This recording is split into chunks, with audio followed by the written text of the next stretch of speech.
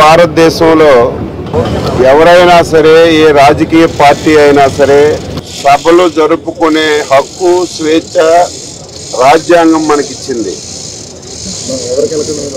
అయితే దురదృష్టవశాత్తు ఆంధ్రప్రదేశ్ రాష్ట్రంలో వైసీపీ సభలు తప్ప తెలుగుదేశం పార్టీ కానీ జనసేన కానీ మిగిలినటువంటి రాజకీయ పక్షాలు సభలు పెట్టుకునే అవకాశం ఈ రాష్ట్రంలో లేకపోవడం చాలా దురదృష్టకరం అని చెప్పి సందర్భంగా తెలియచేస్తున్నాను. 5 సంవత్సరాలుగా 5 కోట్ల మంది ప్రజలు ఈ ముఖ్యమంత్రి ఈ ప్రభుత్వం వల్ల ఎన్ని ఇబ్బందులు పడ్డారో మనందరం కూడా ప్రత్యక్ష సాక్షులం.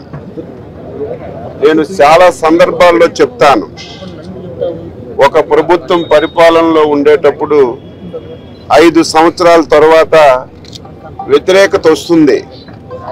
ఒక ప్రాంతం నుంచో, ఒక వర్గం నుంచో, ఒక కులం నుంచో, ఒక మతం నుంచో వస్తుంది. కానీ ఫస్ట్ టైం 5 కోట్ల మంది ప్రజలు ఒక ప్రభుత్వం మీద, ఒక ముఖ్యమంత్రి మీద ఎంత అసహించుకున్నటువంటి పరిస్థితి ఎప్పుడు కూడా లేదు. ఎందుకు ఈ పరిస్థితి వచ్చిందంటే ఏ ఒక్కరిని వదలలేదు, ఏ వర్గాన్ని వదలలేదు, ఏ కులాన్ని వదలలేదు, ఏ మతాన్ని కూడా వదలకుండా చివరికి దేవుళ్ళను కూడా ఇబ్బంది పెట్టి ఈరోజు 5 సంవత్సరాలుగా ఈ ప్రభుత్వం నడిపాడు. ఇటువంటి పరిస్థితిలో రాజకీయాలు పక్కన పెట్టి, అధికారాన్ని పక్కన పెట్టి, పదవులను పక్కన పెట్టి ఆంధ్రప్రదేశ్ భవిష్యత్తు, 5 కోట్ల మంది ప్రజలు భవిష్యత్తును దృష్టిలో పెట్టుకొని ఒక విశాలమైనటువంటి హృదయంతో తెలుగుదేశం పార్టీ జనసేన పొత్తు పెట్టుకున్నారు. దీని మీద కూడా చాలా మంది కుక్కల కంటే దారుణంగా మాట్లాడుతున్నారు. ఎందుకు పొత్తు పెట్టుకున్నామంటే ఆంధ్రప్రదేశ్ రాష్ట్రంలో వైసీపీ విముక్త రాష్ట్రంగా తయారు చేయాలని, 5 సంవత్సరాలు ఈ రాష్ట్రంలో ప్రజలు పడినటువంటి ఇబ్బందుల్ని తొలగించాలని, భావి తరాల శ్రేయస్సుని ముందుకు తీసుకెళ్లాలని ఒక విశాల హృదయంతో పొత్తు పెట్టుకున్నటువంటి విషయం ప్రతి ఒక్కరికి కూడా తెలుసు. రేపు మధ్యాహ్నం 2 గంటలకి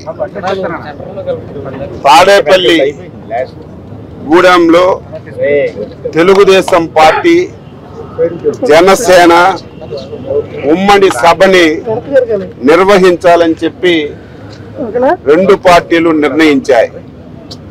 మేము ఎప్పుడైతే సభ పెట్టాలని చెప్పి నిర్ణయం చేశామో, ఎప్పుడైతే మా ప్రకటన చెప్పామో ఆ రోజు నుంచి ముఖ్యమంత్రి ప్రభుత్వం ఈ సభ సక్సెస్ కాకుండా చేయాలని, ఈ సభని జనాలను రాకుండా చేయాలని రాత్రింబవళ్ళు కష్టపడి పనిచేస్తున్నారు.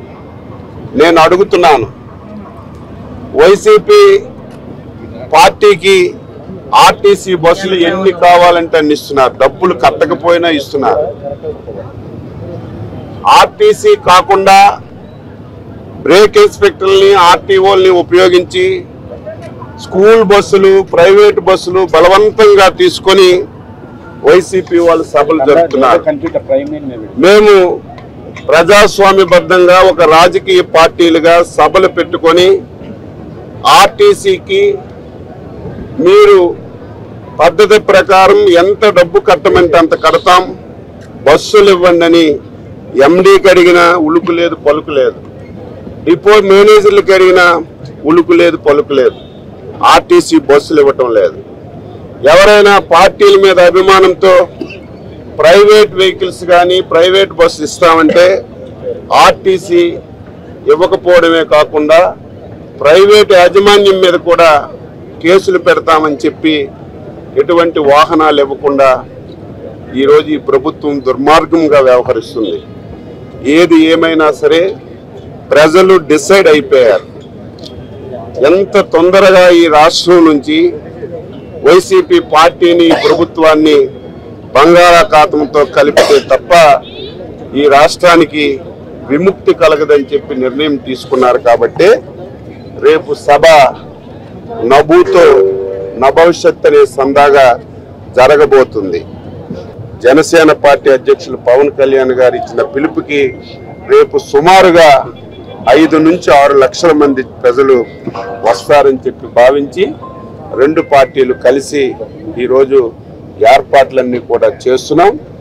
దయవుంచి రాష్ట్రంలో ఉన్నటువంటి ప్రతి ఒక్కరికి నేను చేతులెత్తి నమస్కరిస్తున్నాను. రేపు స్వచ్ఛందంగా ఈ సభకి వచ్చి ఈ ప్రభుత్వం పైన ఉన్నటువంటి వ్యతిరేకతని వెళ్ళబుచ్చవలసినటువంటి అవసరం ఉంది. ఎంత తొందరగా వీలైతే అంత తొందరగా ఈ ప్రభుత్వాన్ని సాగనింపడానికి ప్రతి ఒక్కరూ సహకరించి రేపు ఈ సభని జయప్రదం చేయాలని చెప్పి తెలుగుదేశం పార్టీ తరఫున పిలుపునిస్తూ సెలవు తీసుకుంటున్నాను.